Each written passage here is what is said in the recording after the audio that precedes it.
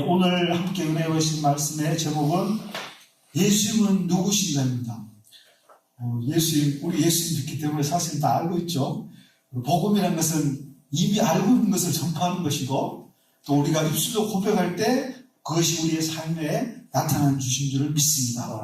우리 사도 바울은 골로새서에서 우리 예수 그리스도의 정체성이 무엇인지 다시 한번 밝히 드러내고 있습니다.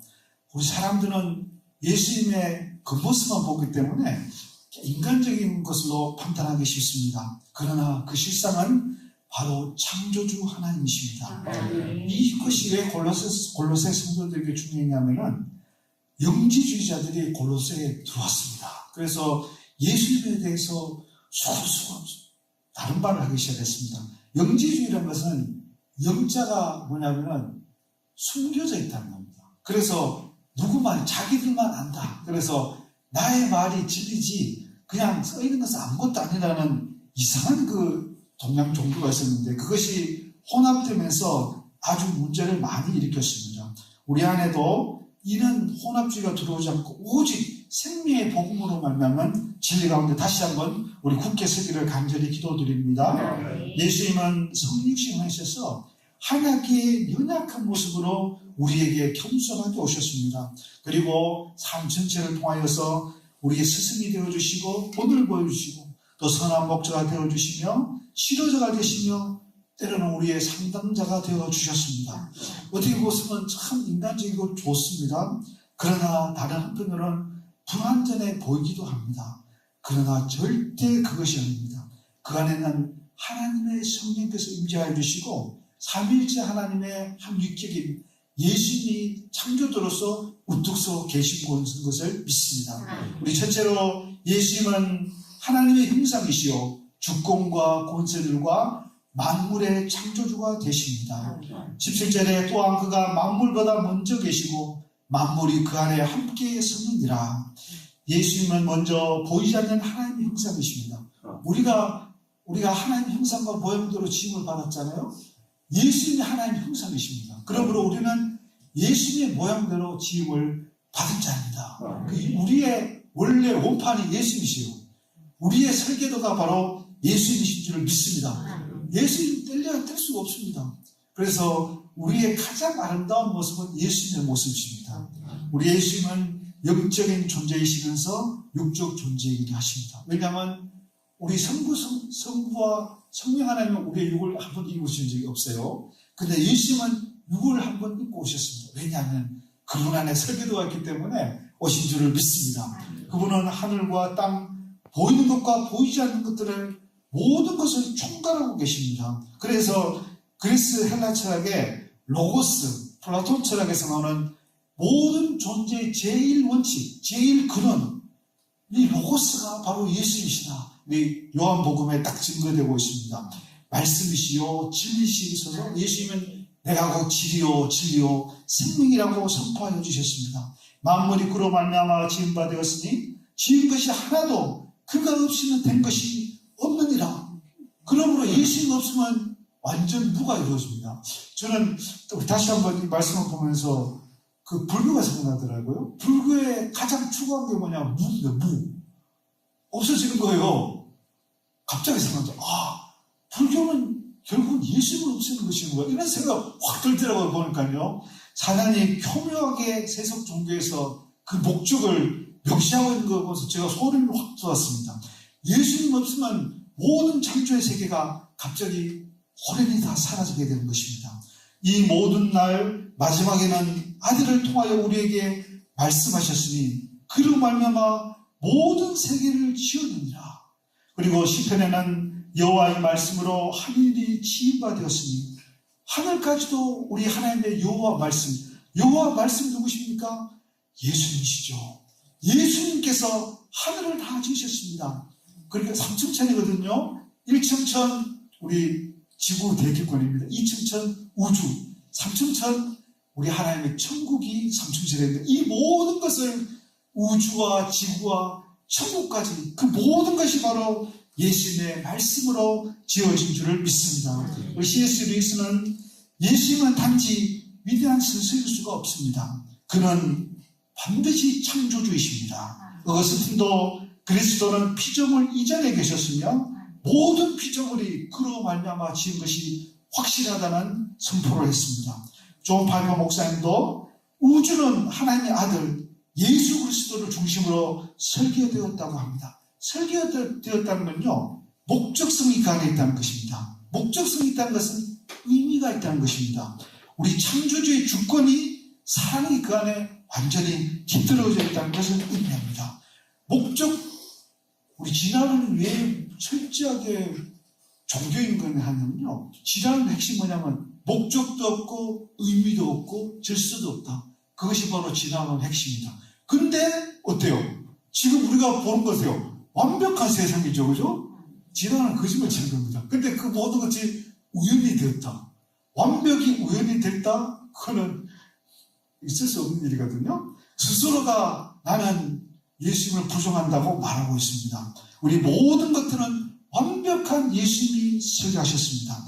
천문학자 허블은 우주의 팽창을 발견하면서 우주가 끝도 없이 팽창되는 것 전부 사실은 보였습니다. 사실은 다 지음바되었습니다. 우주는 지금 팽창하고 있지 않습니다. 우주가 너무나 광대하기 때문에 인간 눈에 팽창한 것처럼 보일 뿐입니다. 우주는 질서정연하게 하나님의 법칙에 따라 완벽하게 지음바되었습니다. 성경은 이 창조주 하나님을 질서의 하나님이라고 반드시 증언하고 있습니다. 그러므로 우주는 코스모스, 질서입니다. 지구의 생태계는 개별적인 완전성이 있습니다. 더 이상 손을 댈 필요가 없어요. 그냥 그 자체로 완전합니다. 진화에 아무런 목적이 없어요. 완벽하기 때문에. 그리고 그 개별적으로 우리 지구 생태계가 얼마나 존귀하냐면요, 하나는 완벽한데 심지어 그 하나는 스스로 설 수 없습니다. 상호 의존성이 있습니다. 근데 그 의존성의 고리가 하나 딱 무너진 순간 지구 생태계는 와르르 무너집니다. 개별은 완벽한데 상호 의존적으로 다 만들어져 있습니다. 이것은 진화로 될 수 없어요. 그냥 하루아침에 완벽하게 딱 만들어지고 딱 유지될 때만 그것이 있을 수가 있습니다. 그러므로 진화는 완벽하게 허구입니다. 왜냐하면 창조주 하나님께서 완벽하게 지으셨기 때문인 줄을 믿습니다. 우리 둘째로 몸인 교회의 머리시며 근본이시여 만물의 으뜸이 되십니다.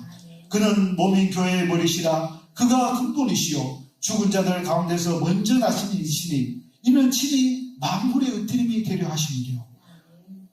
사실은 예수님께서 만물의 이미 으뜸이시고 만물을 지으셨거든요. 그냥 만물의 으뜸이 되려 하실 필요가 없습니다. 사실은 이것은 불필요한 행위인데 왜 하셨을까요? 그것은 바로 예수님이 우리 인간에게 자기 자신을 증명하기 위해서 하셨습니다. 내가 너희를 사랑한다. 내가 너희의 창조주라는 것을 스스로 증명하시기 위해서 이런 사실 불필요한 행위를 하셨습니다. 우리에게 가르쳐 주기 위해서 있습니다. 예수님은 교회에 또 머리가 계십니다. 그는 만물 위에 교회의 머리로 주셨습니다. 교회는 그의 몸이니 주는 그리스도시요 살아계신 하나님의 아들이십니다. 베드로의 신앙 고백을 드렸는데요, 예수님이 즉시로 말씀하셨습니다. 내가 이 반석, 즉 이 신앙 고백 위에 내 교회를 세우리라. 내 교회라 이 말씀입니다. 우리의 성실교회는 누구의 교회입니까? 예수님이 세우신 예수님의 교회인 줄을 믿습니다. 건축자들의 버림돌이 보통의 머릿돌이 되었나니 마치 교회는 버린 것처럼 보여질 때가 있지만 절대 그렇지 않습니다. 이 거대한 세상을 바치고 있는 바로 머릿돌 기둥이 바로 교회인 줄을 믿습니다.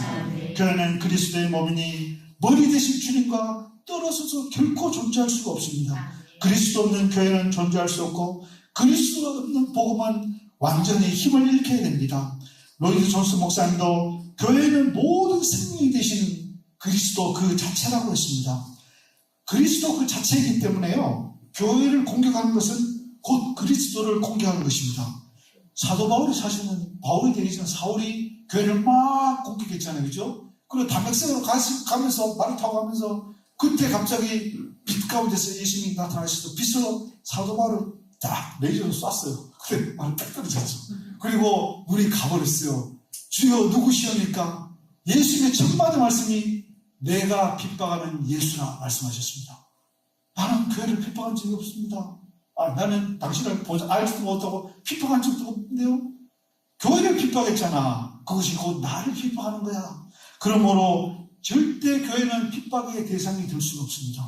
핍박하는 그 순간 예수님이 나타나시고 사도 바울에게 크나큰 징계를 하셨어요.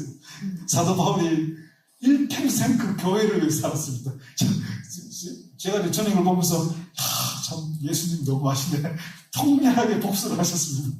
그냥 딱 죽이지 않으셨어요. 그냥 새 사람 만들어가지고 일평생 핍박받고 매맞고 참 예수님도 너무 하시네. 그 정도로 정말 고통 가운데 사도 바울을 주셨거든요. 근데 그 모든 것이 교회를 다 세우게 하셨습니다. 예수님은 정말 절대 손해보지 않습니다. 교회를 핍박하려면 핍박하라 그랬어요. 아마 예수님이 아마 그를 변화시켜가지고 사도 바울같이 사용하실 줄 믿습니다. 우리 셋째로 아버지께서 십자가의 피로 화평을 이루시고 화목하게 하셨습니다. 아버지께서 모든 충만으로 예수 안에 거하게 하시고 그의 십자가의 피로 화평을 이루사 만물 곧 땅에 있는 것들이나 하늘에 있는 것들이 그로 말미암아 자기와 화목하게 되기를 기뻐하십니다. 저는 마지막에 이 말씀이 정말 좋네요. 기뻐하십니다. 하나님은 우리를 기뻐하시는 분이신 줄 믿습니다. 정말 이것은 모든 위험을 감수하는 것이거든요. 예수님도 처음으로 인간되어 보셨어요. 사실은 처음으로 태어나 보셨고 처음으로 연약한 인간의 모습으로 마귀의 시험을 받으셨습니다. 정말 제일 처음에 본 것은 정말 어렵잖아요. 누구도 가보지 않는 길이었기 때문에요. 신이 하나님이 인간의 길을 가시면 이거 정말 대단한 사건이거든요. 정말 엄청난 모험이었습니다. 그럼에도 불구하고 그 모험을 하셨습니다.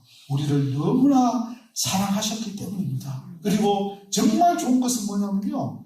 그로 말미암아 화목하게 하시고 만물 안에 있는 충만으로 우리에게 선물하셨다는 것입니다. 예수님을 선물하심으로 하나님이 가지신 모든 것을 우리에게 선물해 주셨습니다. 우리는 정말 알아야 돼요. 우리가 하나님의 자녀로 회복된 것을 알아야 됩니다. 우리는 신라곤이 아니고 복라곤입니다. 우리의 눈을 들어보고 여기 에덴이 아닌데 그렇지 않습니다. 영적으로 볼 때 우리는 완전한 예수 안에서 에덴을 살고 있는 줄 믿습니다. 구하라, 찾으라, 두드리라. 예수님의 이름으로 구하는 것마다 그냥 무조건 주신 줄 믿습니다. 우리가 예수님을 통하여 하나님의 자녀가 되었기 때문입니다.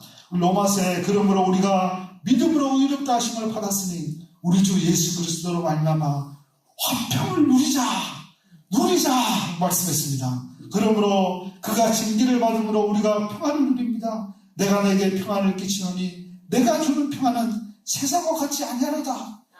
우리 불안한 마음, 공포하는 마음, 그거요 마귀 사단에 100% 마귀 사단에 준 것입니다. 예수님을 다시 한번 우리에게 모셔드리고 회개하고 고백하고 선포하면은 제일 처음 마음에 들어온 것은 평안입니다. 왜 그러냐면은 평안은 하나님과의 관계 속에서 오시기 때문입니다. 새로운 하나님의 연합함이 우리 안에 새롭게 있어야 될 줄 믿습니다. 그때 비로소 우리의 기도가 진실한 기도가 될 수 있고 하나님께 상달되는 기도가 될 수 있고 하나님께서 응답하는 기도가 되실 수 있습니다. 예수님의 피보다 더 소중한 대가는 없습니다. 예수님의 그 피 자체가 모든 것을 결정합니다. 그러므로 우리는 오늘도 예수님의 그 피, 예수님께서 달리신 그 십자가를 우리는 바라봐야 합니다. 그러므로 예수님이 달리신 십자가는 더 이상 저주의 십자가가 아닙니다. 용서와 회복과 사랑의 증표입니다. 그리고 예수님의 십자가를 바라보면서 이 새벽에 나와 기도할 때 하나님이 그 기도를 너무나 기뻐하시고 좋은 것으로 우리의 소원을 만족해 주실 줄 믿습니다. 예, 기도드리겠습니다.